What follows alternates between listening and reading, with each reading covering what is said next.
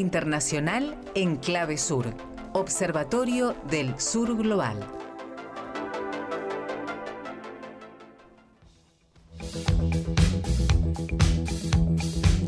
Continuamos en la FM 87.9 y hace rato que no podíamos hablar con él, pero bueno, nos pudimos contactar el día de hoy. Claro. La verdad que estamos muy contentos de poder estar conectados ahora vía Meet con Federico Montero, director del Observatorio del Sur Global. Hola Fede, ¿cómo estás? ¿Qué tal? Buen día, ¿cómo están? Muy bien. Tanto tiempo aparte. Sí, los extrañaba. Me llaman mal los chicos. Claro, así que, y bueno, nosotros también, y además porque necesitamos entender un poco todo lo que está sucediendo en el mundo, sobre todo con respecto a las noticias, digo, desde la llegada de Trump, por ejemplo, al gobierno de Estados Unidos, y todo lo que fue sucediendo y repercutiendo a nivel internacional, sobre todo la última de las publicaciones que se hizo desde el Observatorio del Sur Global, Fede, es acerca de este nacionalismo tecnológico y demás, pero ¿qué significa? Bueno, sí, efectivamente, desde la asunción de Donald Trump, podríamos decir desde antes en realidad, se vienen registrando una serie de transformaciones en el escenario político internacional en varios niveles. Pero la principal de ellas tiene que ver con que Estados Unidos está empezando a ajustar o revertir parcialmente lo que había sido su principal estrategia en materia de política y economía política internacional desde mediados de los 70. Voy a ir un poquito para atrás en el tiempo para que esto se entienda. A mediados de los 70, fines de los 60, mediados de los 70, comienza a funcionar un acuerdo entre Estados Unidos y China, que en ese momento venía de haber realizado la revolución china, que puso fin al gobierno de los sectores nacionalistas de China y comenzó con la conducción del Partido Comunista. En ese contexto, lo que hace Estados Unidos es hacer un acuerdo primero con Mao Zedong y luego lo continúan los otros líderes de China. ¿Con qué objetivo? De expandir la presencia de las empresas norteamericanas en todo el sudeste asiático y particularmente en China. Desde el punto de vista de los chinos, esto significaba la posibilidad de incorporar un conjunto de elementos tecnológicos, formas de producción y la llegada de capital norteamericano que le permitía a esa revolución china que venía tratando de consolidarse, pegar un salto político en materia de productividad y en materia de inserción en el comercio internacional. Han transcurrido 40 años de ese proceso. En esos 40 años, China pasó de ser uno de los países con mayor población pobre, digamos, que tenía enormes dificultades en materia productiva, rezagado en términos industriales, a ser hoy por algunos considerado la principal potencia del mundo o compitiendo con Estados Unidos en muchos de esos niveles. Esa sociedad política que permitió expandirse a las empresas norteamericanas hacia el exterior, sobre todo en todo lo que es Asia, porque no solo fue China, sino también Corea, bueno, toda una estrategia que tenía Estados Unidos frente a eso, generó algunas consecuencias muy positivas, que es la expansión de las empresas norteamericanas en todo el sudeste, y generó algunas consecuencias negativas. Las consecuencias negativas básicamente tienen que ver con el impacto de esta globalización, fundamentalmente en el propio territorio norteamericano, porque ¿qué pasaba? Muchas fábricas ahí lo estamos perdiendo. Más barata, impuestos y demás. Bueno, eso empezó a generar una crisis dentro de la propia sociedad norteamericana y Trump es el emergente de eso. Hago esta vuelta para entender eso. Entonces, ¿qué viene a proponer Trump? Rediscutir eso, digamos, ¿no? Rediscutir estas reglas de la Organización Mundial del Comercio, que era la liberalización total del comercio, la deslocalización productiva, la relocalización en sectores donde la competitividad de las empresas estaba dada más por producir en lugar donde hay mano de obra barata que por otros componentes. Y esto lo puede rediscutir a partir de varios factores. Primero, la crisis política que eso generó en Estados Unidos, el peligro que representa ante una China que se va fortaleciendo, que esas cadenas de producción no las controle completamente Estados Unidos, y fundamentalmente el cambio en la ecuación energética, ¿no? Estados Unidos comienza a desarrollar lo que conocemos como el shale oil, digamos, ¿no? Que son el petróleo que está a enormes profundidades al poderlo explotar, Ujú. eso le permite a Estados Unidos equilibrar la balanza comercial y empezar a rediscutir qué cosa. Un proceso que ellos lo llaman o se lo conoce como reindustrialización, que es que Estados Unidos deje de ser el lugar que simplemente diseña, por ejemplo, los celulares, ¿no? Se Claro, diseña en Estados Unidos, Ujú, sitio se consigue en Bolivia y se ensamblan en Pakistán. Bueno, claro. lo que comienza a ver Estados Unidos es que es importante mantener los niveles de la producción también, o en territorio norteamericano o en un territorio que sea afín políticamente a Estados Unidos.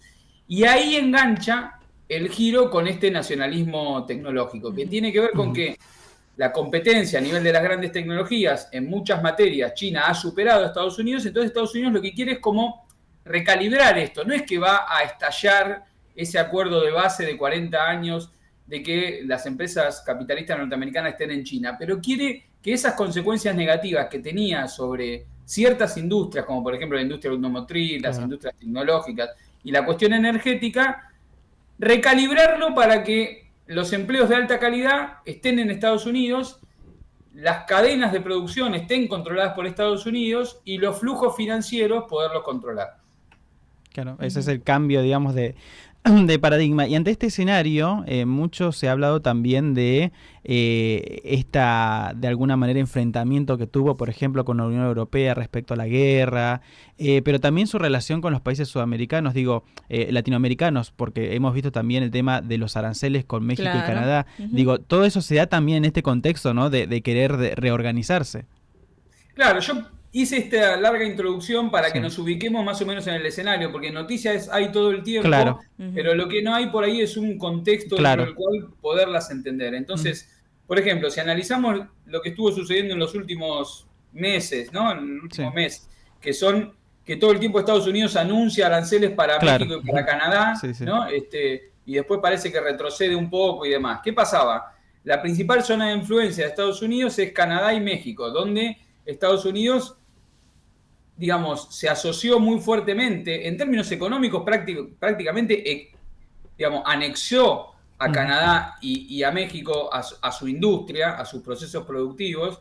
México depende casi en un 80 y pico por ciento, 90% del circuito de producción norteamericano, y podemos decir lo mismo de Canadá, en un área de libre comercio, que era claro, el NAFTA, ¿no? Era el claro, área de libre comercio de América del Norte.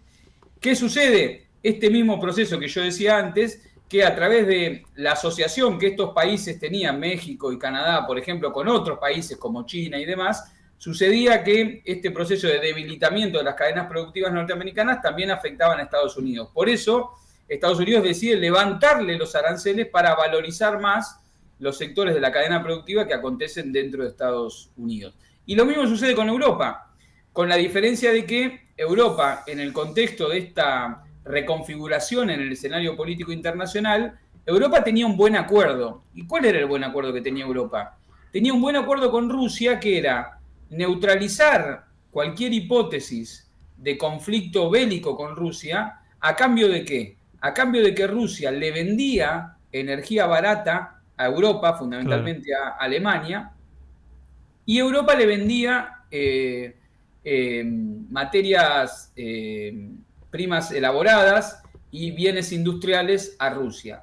¿Qué aconteció? Cuando se dio el contexto del avance de la OTAN, que esto lo hemos conversado sí, Ujú. en otras columnas, cuando se dio el contexto del avance de la OTAN sobre Ucrania, Rusia reaccionó de manera militar después de haber advertido durante varios años esa situación, y Europa rompió ese acuerdo que era un buen acuerdo para ellos, porque dejó de comprarle la energía barata a Rusia y de venderle los bienes industriales a Rusia. Rusia potenció su alianza con China y la única que salió fue derrotada claro, militarmente en la OTAN, como estamos viendo, porque la guerra ya prácticamente se puede decir que la ganó Rusia, y Europa llevó todas las de perder, porque tiene ahora en crisis su industria, porque la energía barata que obtenía de Rusia no la tiene más, no tiene dónde colocar sus bienes industriales, la industria automotriz está atravesando una crisis y ahora encima Estados Unidos le levanta también a ellos los aranceles, los deja entre comillas de garpe, porque era el gobierno norteamericano de Biden quien claro, los había invitado a los europeos a ir a la guerra contra Rusia. Y ahora es el gobierno norteamericano con el cambio de signo de Trump, que le dice, no, hay que acordar con Rusia, pero a ustedes les levanto todos los aranceles. ¿Esto qué moraleja nos deja? Que hay un contexto de reconfiguración del escenario político y económico a nivel internacional, donde lo que hay que evitar es estos maniqueísmos de historias de buenos o malos y poder identificar en el contexto internacional cuáles son los intereses nacionales y regionales que uno tiene y cómo hacerlos valer de la mejor manera.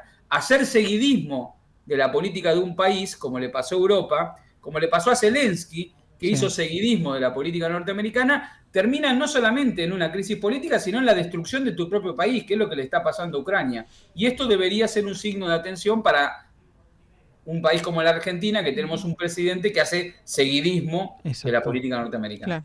Y para cerrar, y hablando de este tema, porque bien lo apuntaste vos, se realizó un Congreso Nacional Educativo y hace poco también la presidenta del Partido Justicialista, Cristina Fernández de Kirchner, mencionó esto, de esta relación de la nueva deuda con el FMI. Digo, todo esto tiene mucho que ver también con la relación que tiene el gobierno nacional, el presidente Milei, con Donald Trump.